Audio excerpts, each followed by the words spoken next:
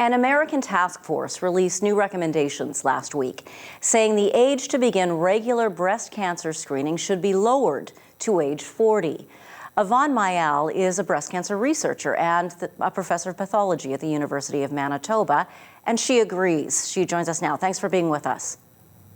Well, thank you for inviting me to weigh in on this very important ongoing conversation. When do you think regular mammograms should begin? At this point in time, I think that it should be offered earlier. Mammogram should be offered prior to 50 years of age. It should be, in fact, offered at 40, which is what is being recommended right now in the USA and in other parts of Canada. Why do you think the age should be lowered?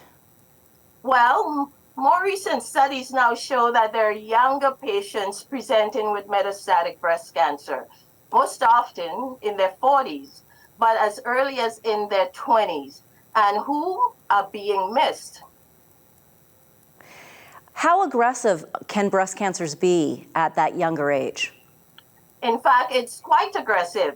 It tends to grow faster, and it shows a more aggressive rate compared to people who are diagnosed at a later date. So that being the case, mammogram screening at 50 increases the risk of missing many early aggressive cancers. The U.S. task force says its recommendation is based on new and more inclusive science. Why is inclusivity important in breast cancer studies? It's important because the studies that are being conducted right now includes wider ethnic groups, and it's showing that the pattern of the breast cancer, the pattern it follows is very different. It's more aggressive, it's earlier in people of color. So these statistics are now being included when analysis is being done, and there's actually a difference between people of different ethnic groups compared to white patients. Studies now show that Black women tend to die from breast cancer more frequently than other racial groups. Black people have the lowest survival rates at each stage of diagnosis.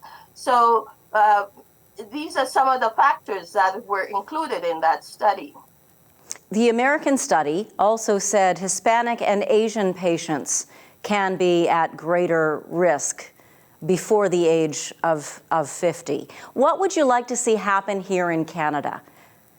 I think the whole strategy about dealing with patients need to be, let's say, modernized in that it's not a one-shoe-fits-all, and it's certainly worth saving as many lives as possible. So we have to accommodate changes like that and modification to the standing and current dictate that it has to be between no sooner than 50. I think a lot of lives are being put at risk because of this restriction. Yvonne Myal, thank you for your time today. Thank you. Thanks for having me.